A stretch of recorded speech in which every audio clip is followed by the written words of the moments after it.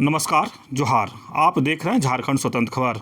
अभी हाल ही में 12 तारीख को मुढ़र पहाड़ में एक प्रोग्राम हुआ था। उसमें आदिवासी संगठन के लोग प्रोग्राम किए थे, लेकिन कुछ लोग जो हैं ये कह रहे हैं कि मुढ़र पहाड़ दूषित हो गया है, 21 वाहनों से पूजा कराया जाएगा, शुद्धिकरण किया जाएगा। तो हम उसी पर बात करेंगे सुमित गुड़िया जी से कि इस पर इनका क्या विचार है। जोहार सुमित। जोहार जोहार। मुढ़र पहाड़ में एक नया अभी एक आया है कि अब शुद्धिकरण होगा, उस पर आप क्या कहेंगे?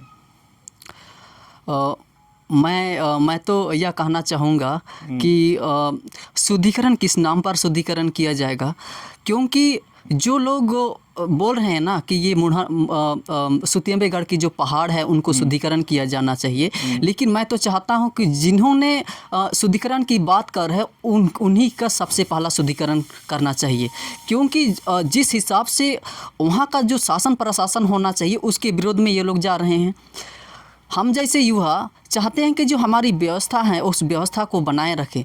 ये जो व्यवस्था है जो हमारी कस्टमरी लो है वो पीढ़ी दर पीढ़ी हस्तांतरित होता है, लेकिन आज जिस तरह से ये लोग एक दूसरे से लड़ने की बात कर रहे हैं, स्वयं इस अपनी व्यवस्था का अनुपालन नहीं कर पा रहे हैं, वो मुढ़र पहाड़ को शुद्धिकरण करने की बात कर रहे हैं। क्या उन पहाड़ों को इन जैसे लोगों से शुद्धिकरण होगा? जब खुद के अंदर ही शुद्ध नहीं है तो पहाड़ को क्यों शुद्ध कर पाएंगे? ऐसे लोगों से हम अपेक्षा भी नहीं कर सकते हैं कि एक पहाड़ को शुद्ध कर सकता है, क्योंकि पहाड़ अपने आप में एक शुद्ध और पवित्र होता है, क्योंकि पहाड़ को इंसान ने नहीं बनाया है, पहाड़ को उन प्राकृतिक ने बनाया जो अपने आप में शुद्धिकरण है। लेकिन जो शुद्धिकरण की बात कर रहे हैं कि वो ईसाई के लोग थे, ईसाई पुलिया रोड से निकले हुए एक महिला थी दुर्गावती उड़िया, वो उस दिन प्रोग्राम कराई थी, उसी को लेकर के लोग कहीं ना कहीं ये भूचाल खड़ा कर रहे हैं।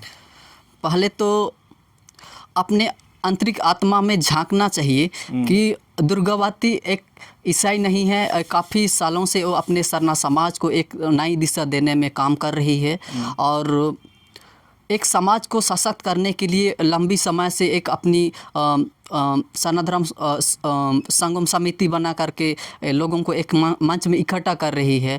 और सुतियम्बेगढ़ की जो हमेशा 12 फरवरी को होती है, वहाँ पर अलग अलग जगहों से, झारखंड से बाहर से भी लोग आते हैं जो अपने पुरखों को याद करते हैं। अपने पुरखों की शासन व्यवस्था उस सुतियम्बेगढ़ से शुरू हुई थी, लेकिन जिस तरह से आज आरएसएस से जुड़े हुए लोग अपना बयान गलत तरीके से दे रहे हैं, इसका मैं पुरजोर विरोध करता हूं, क्योंकि वो नहीं चाहते हैं दूसरों के इशारे में इस तरह बात करना। ये मुझे नहीं लगता है कि आदिवासी हित में, ये अपने सरना के हित में लोग बोल रहे हैं। दूसरे के में कौन बात कर रहे हैं?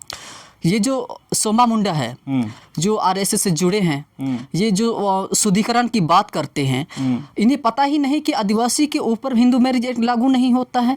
जब ये खुद ही खुद को हिंदू मान रहा है तो आप चले ना, वो हमारा विरोध क्यों करें?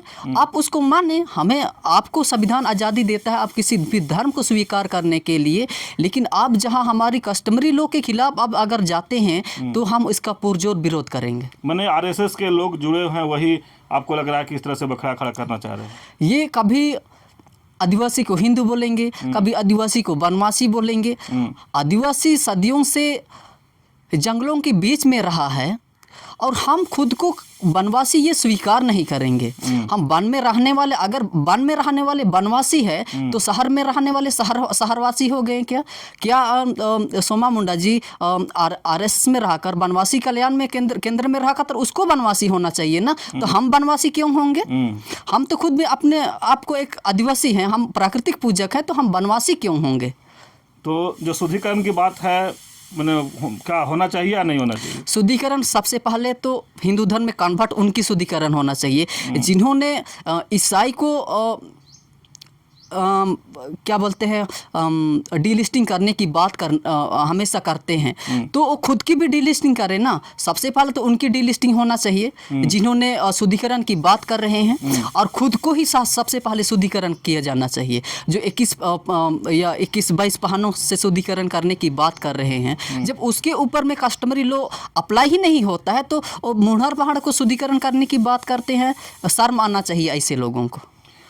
चलिए, सुमित उड़िया जी कह रहे हैं कि जो मुढ़र पहाड़ पर शुद्धिकरण की जो बात कर रहे हैं, पहले उनको शुद्धिकरण होना चाहिए। जो डिलिस्टिंग की बात करते हैं उनको पहले डिलिस्टिंग होना चाहिए। इसलिए को कह रहे हैं कि हम हिंदू हैं, तो हिंदू का लॉ अलग है, आदि क्रिश्चन का लॉ अलग है, आदिवासी का अपना प्राकृतिक अलग है। ये भी कह रहे हैं कि अगर जो वनवासी कल्याण में है वो वनवासी हो गए, जो शहर में है शहरवासी हो गए।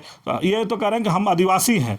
और जहाँ तक दुर्गावती उड़िया की बात लोग कह रहे हैं कि शुद्धिकरण होगा, यह कह रहे हैं कि वो सरना समाज के लेकर लगातार कई सालों से वो अपना काम करती है, सरना समाज को जगाने की कोशिश करती है। लेकिन जिस तरह से वो 12 तारीख को प्रोग्राम करने के बाद जिस तरह से कहे कि RSS से जुड़े लोग उन पर एक माहौल बनाए और कहे कि कई वाहनों से शुद्धिकरण किया जाएगा, ये कह रहे हैं कि सबसे पहले वो बोलने वाले व्यक्ति को शुद्धिकरण होना चाहिए। तो इसी तरह खबर को देखने के लिए झारखंड स्वतंत्र खबर से जुड़े रहिए। जोहार, नमस्कार।